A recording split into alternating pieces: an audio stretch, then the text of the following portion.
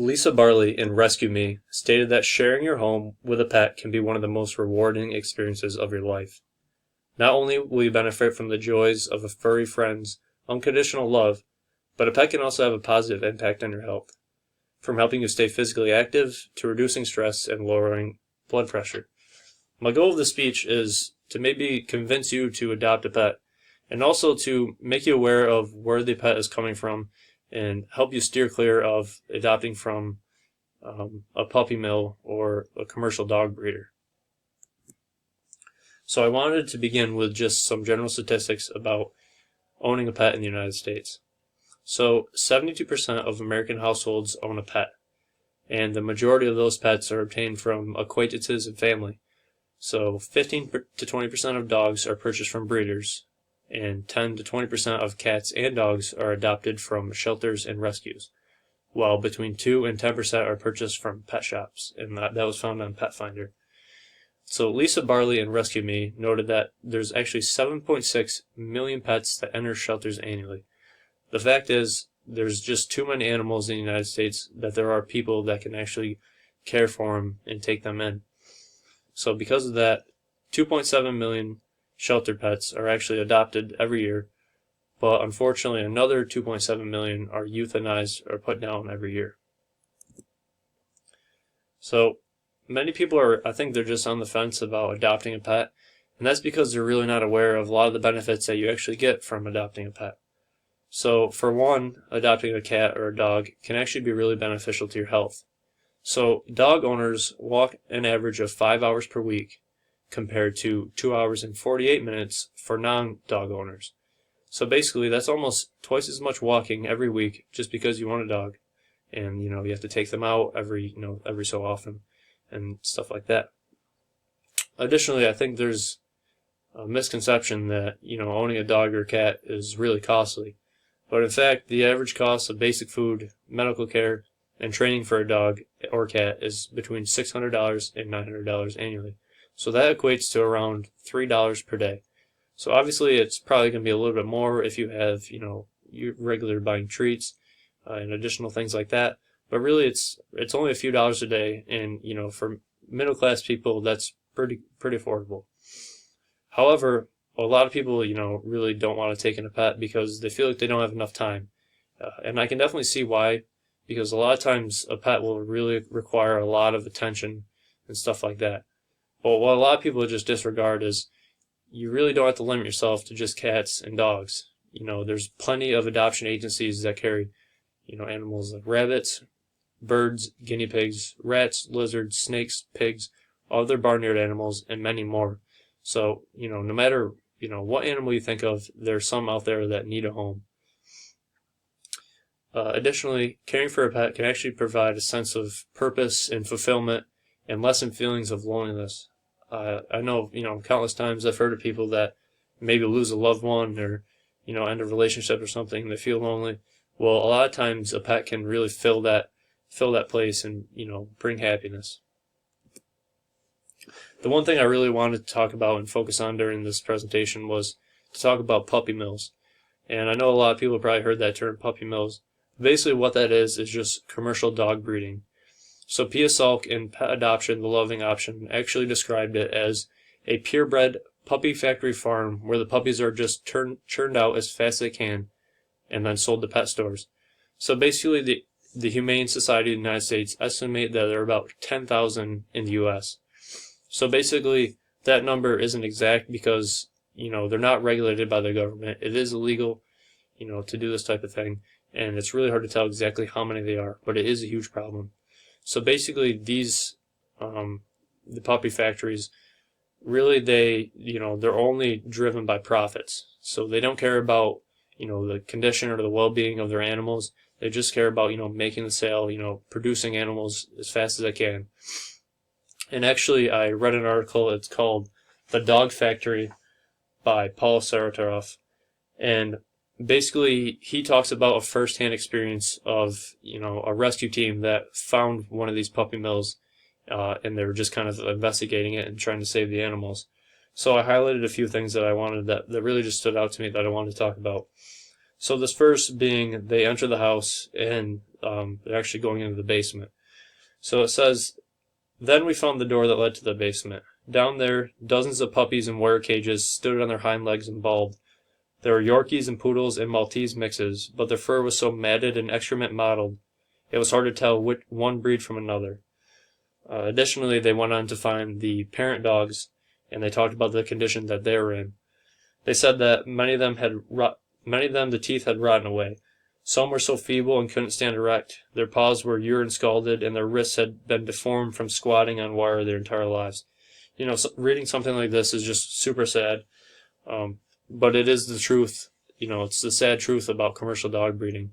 And what really stood out to me too was that it quoted in saying, "If you buy a puppy from a pet store, this is what you're paying for and nothing else. A dog raised in puppy mill evil." That really stood out to me because, it just shows that this experience I had, but the rescuers had, was really the norm. And it's, this is what happens. This wasn't just some crazy, person that was, had dogs trapped. This is what happens, and this is, the sad truth. So many people would think, what can we do to stop puppy mills? How can we shut them down? Well, really, there's only one way, and it's to take away the profits. As I mentioned, these are not regulated by the government. It's not legal to, do this, and have dogs in such a horrible way. But, the only way to do it is, to not buy from pet centers and stuff like that, that are supported by commercial dog breeders. Fortunately, there are many alternatives to commercial breeding. I'm sure many of you are aware of the SPCA, and, that's probably the most, well-known one. There's also other societies like the Best Friends Animal Society, which is actually the largest no-kill animal sanctuary in the nation. Another would be the North Shore Animal League, which serves the New York tri-state area, and I found that in Rescue Me by Lisa Barley. Another one that I'm personally familiar with is the East Coast Adoption Agency. So I'm not sure if you watched my introduction video, but I think I mentioned that I adopted a dog named Ellie, and we actually got her through the East Coast Adoption Agency. My experience was super good, and the people there were very nice and helpful. And the way that agency works was they didn't have a physical shelter. They actually just had foster parents that would take a few litters at a time, and they were the one that would reach out, and you could see the dogs online, and they were the ones that would talk to the people, and try to get the dogs adopted. And I had, like I mentioned, I had a really good experience there, and really any of these societies and organizations are reputable, and they're good to go through. And there's actually other benefits of adopting from a rescue center other than not supporting puppy mills and commercial dog breeding. One of which is you have the opportunity to adopt, an adult cat or dog. And with that, basically you know what you're getting. And by that, what I mean is an adult cat or dog, usually their personality has already been developed. And so usually you're not wondering how this dog is going to turn out and how it's going to react when you bring it home to your kids or other animals and stuff like that. Additionally, usually a cat or dog, an older cat or dog, is housebroken. And I don't know if you've been through the process of that, but sometimes that can take a while and be, it's kind of difficult.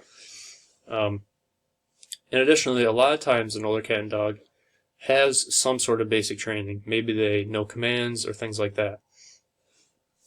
A statistic that actually stood out to me was that 25% of shelter dogs are purebred. And I think that's a misconception that you go to a rescue center and they're just stray dogs that are, a ton of different breeds. Well, actually, according to this, 1 in 4 are purebred. So I think that's something to think about. Additionally, shelter pets in particular make extremely loyal companions. And they say that because they're known to show appreciation and affection. Essentially, you are their hero. And I think they realize that, and with that, they show their appreciation for it. Additionally, when you adopt from a rescue center, they're known to have continuous support. So by that, I mean, like many organizations, they offer post-adoption training classes, and they also hold workshops for you to bring your pet back, and it's kind of like a big family. And the last thing I want to mention was just generally they're less costly. I know a lot of people go through like breeders or pet centers, and they're spending like thousands of dollars on this, a dog or a cat. Opposed to that, adopting from a rescue center is usually, hundreds of dollars opposed to thousands. And a lot of times cats and dogs already have their first shots or their vaccinations, and sometimes the cost to spay or neuter the cat or dog is also included in the adoption fee. So if you're still not sure if you're ready to adopt, something I would always say to consider would be fostering. So if you're a foster to, an animal or multiple animals, basically you serve as a temporary home for a rescued animal. And, one of the benefits of this is it's a great way to kind of test drive pet ownership before you fully commit to adopting a pet. And basically it's also beneficial to the animal itself because your home essentially provides a better environment than the shelter. And with that, I would strongly suggest to at least consider adopting a pet. It doesn't have to be a cat or a dog. There are many different animals that all need homes. Some are big, some are small, and chances are there's some sort of animal that fits your lifestyle. Some need lots of attention, and some are just happy to be in a comfortable environment. No matter what animal you decide to adopt, you will be their hero and they will be forever loving and appreciative. Thank you.